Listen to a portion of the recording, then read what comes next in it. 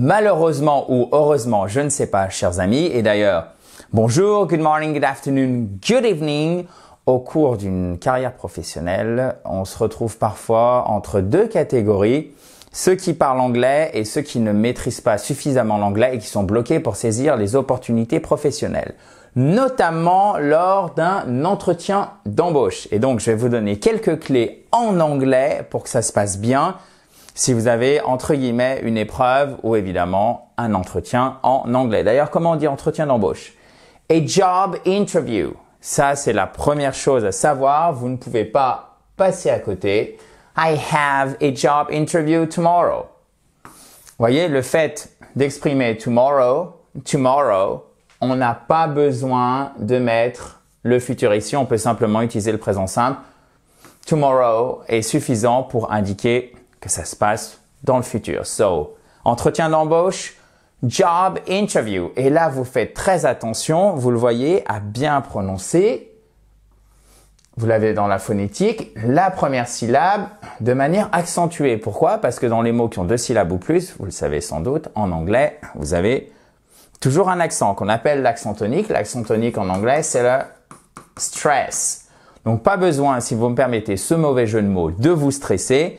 Mais par contre, pensez à chaque fois, ok, comment je prononce bien? Le plus important, c'est quoi? Ah, c'est l'accent tonique quand le mot il fait 2 syllabes ou plus. Oh, comment je le sais? Je regarde la phonétique et ça me donne interview. Alright? A job interview et non pas a job interview. Vous voyez la différence? Bon, j'ai forcé l'accent français. Évidemment, c'est pour vous voyez le contraste. Même chose, un candidat. You may be, peut-être que vous êtes an applicant, ok? To apply for, c'est se porter candidat à. To apply for a new position, a new job. A position, c'est un nouveau poste, en fait. Ça va être l'équivalent de poste. Hop, j'ai fait un peu de dessin juste en dessous. So, I'm applying for a new position. Je me porte candidat à un nouveau poste. Donc, je candidate à un nouveau poste, même si candidater n'est pas du bon français. Ça vient de to apply for. C'est un anglicisme. So, the company has several applicants for the position, okay? The company has several candidates for the position. Candidat, ça marche aussi. A position, donc, c'est le poste. I'm applying for the manager position. OK.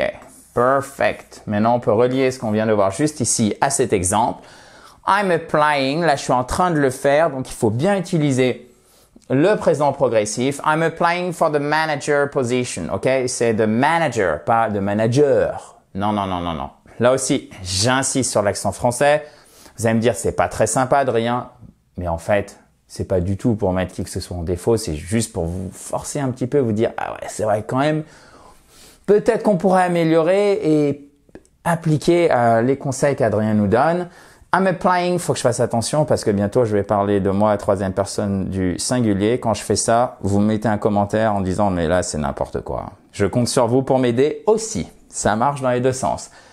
I'm applying for the manager position. Alright. Qualifications, c'est les qualifications. Je vous en donne un autre, c'est skills. Les compétences, ok? My skills match the job description. My qualifications, quand le mot se termine en tion, vous avez l'accent tonique juste avant. Ça va aller mieux comme ça. Juste là, ok? Et ça sera un A, qualifications. Pas qualifications, non. Qualifications. Et ici, c'est un I court skills, ok? On a une seule syllabe, on n'a pas d'accent tonique. De toute façon, vous accentuez la voyelle là et ça suffit. Yeah? OK. Skills. My qualifications match the job description. OK, perfect. Si vous le voulez, vous pouvez évidemment télécharger le PDF, faire le quiz d'application en cliquant sur le i en haut à droite. Si vous ne voyez pas le i en haut à droite, vous avez le lien qui est dans la description de la vidéo. Et si vous êtes intéressé pour aller un petit peu plus loin, chez iSpeak Spoken, on a préparé un programme qui s'appelle Maîtriser l'anglais professionnel en 30 jours. Donc, ça va de comment je prépare my job interview, comment je le réussis, comment je fais une présentation en anglais, tout ce dont vous avez besoin de maîtriser pour être au top en anglais dans l'entreprise. Donc, si ça vous intéresse, au moment où je publie cette vidéo, ça sera sans doute jusqu'à ce soir minuit. Vous pouvez voir le programme et vous inscrire en cliquant sur le i en haut à droite ou sur le lien qui est juste en dessous. Donc là, on a vu grand 1 du vocabulaire clé. On va voir maintenant les questions fréquentes. Je veux vraiment vous faire quelque chose de complet. What are your strengths? Quelles sont vos forces? What are your strengths? Strength, c'est la force. OK? Strength. Strengths, les forces. Strength. Alright? Ici, vous avez un soft TH. Strength. Strength. Strength. Strengths. Strengths. Alright.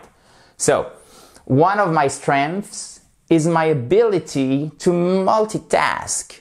One of my strengths is my ability to multitask. One of my quality. Okay? One of my qualities, sorry. Vous pouvez même faire plus simple en fait.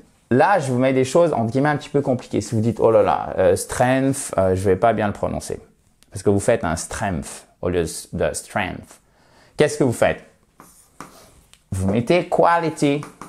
My quality is my ability to multitask. Multitask, c'est très intéressant. Multitasking, c'est le fait de pouvoir faire plusieurs tâches en même temps. Vous voyez, effectuer plusieurs tâches en même temps. Imaginez, ça c'est toute la puissance de l'anglais qui est une langue très synthétique. Vous avez en un seul mot, 6 mots français. Effectuer plusieurs tâches en même temps, c'est multitask. Magnifique. Et c'est ce qu'il faut comprendre en fait quand vous avez compris que l'anglais est très synthétique.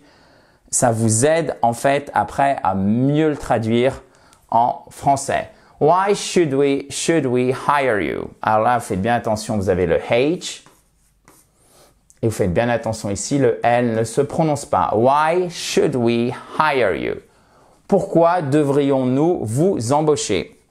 Well, I believe my experience aligns well with your company's goals. OK? Je pense que mon expérience correspond bien aux objectifs de votre entreprise. Et c'est bien company, pas compagnie. Non, non, c'est pas une compagnie, c'est a company. All right? Perfect. On y va, ouais. Can you describe a challenge you faced? You faced. Pas you faced. Non, c'est pas un S, c'est un A. You faced. And how, on n'oublie pas les H ici. And how you overcame it. Overcame it. To overcome. Overcame, overcome. All right? To overcome. Surmonter quelque chose. To overcome. So, let me repeat that question for you guys. Can you describe a challenge you faced and how you overcame it? All right? So, I once had to complete a project under a tight deadline, but I managed by prioritizing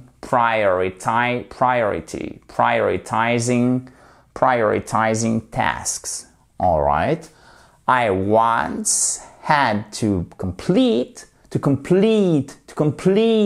Vous entendez, c'est pas to complete, c'est to complete a project under a tight deadline, but I manage by prioritizing tasks.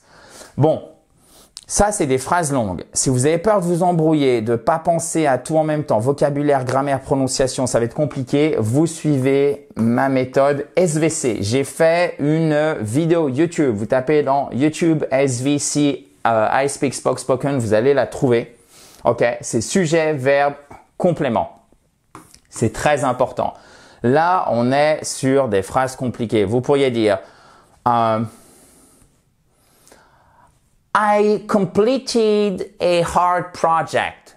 J'ai terminé. Or, I finished a hard project. C'est pas waouh comme phrase, mais ça fait super bien l'affaire. Plutôt que faire n'importe quoi et s'arrêter au milieu de la phrase où vous vous dites « Oh, j'ai fait n'importe quoi, j'ai pas fini ma phrase. » Ça sera pas bon, d'accord? Donc, I finished a hard project. I manage by multitasking. Ah, vous êtes souvenu, on le dit en plus en français, vous l'utilisez peut-être déjà, multitasking. Multitasking. OK. And I finished by multitasking. Alright. Vous voyez, faut ruser en fait. Faut être un petit peu malin. Mais alors, j'aurais pas dû dire ruser justement parce que c'est cet aspect péjoratif que je voulais surtout pas inclure parce que c'est faux. C'est pas un. Faut être un petit peu en fait efficace. Voilà. Il faut pas chercher à faire compliqué, il faut pas chercher à intellectualiser, on n'est pas là pour impressionner, on est là pour communiquer. Donc il faut faire passer le message exactement dans une entreprise. Vous n'êtes pas là pour faire le truc le plus beau ou qui a l'air le plus intelligent, vous êtes là pour effectuer la tâche, pour atteindre votre objectif qui est peut-être l'objectif de votre équipe, du boss, de l'entreprise, etc. Et surtout, j'espère aussi votre objectif à vous, c'est quand même plus plaisant. Donc SVC, subject, verb, on va mettre allez, SVO, object, pour tout faire en anglais. Alright. Je me souviens plus d'ailleurs si j'avais appelé la méthode SVO ou SVC, mais vous pourrez le retrouver facilement si vous le souhaitez. I'm eager to.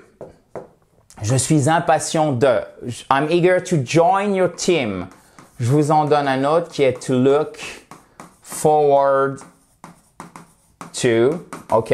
Plus ing au verbe. I'm looking forward to joining your team. To joining, oui, parce que c'est plus ing, donc faites attention, c'est un verbe vraiment spécial. I look forward, si vous voulez mettre encore plus d'emphase, vous dites I'm looking forward to joining your team. Alright? I believe that. Je pense que. I think that. But là, I believe, c'est croire au sens de penser. I believe that my skills make me a suitable candidate. Alright, ah ben, voyez, on revoit candidate ici. I believe that my skills make me a suitable candidate, and we also review that word, which is like super important skill. Okay, my skills, my qualifications. I have experience in management. I have experience in supply chain. Sorry. I have experience in leading a big team, diriger a large team. Okay, in leading a large team. J'ai l'expérience dans la gestion, le management d'une équipe importante.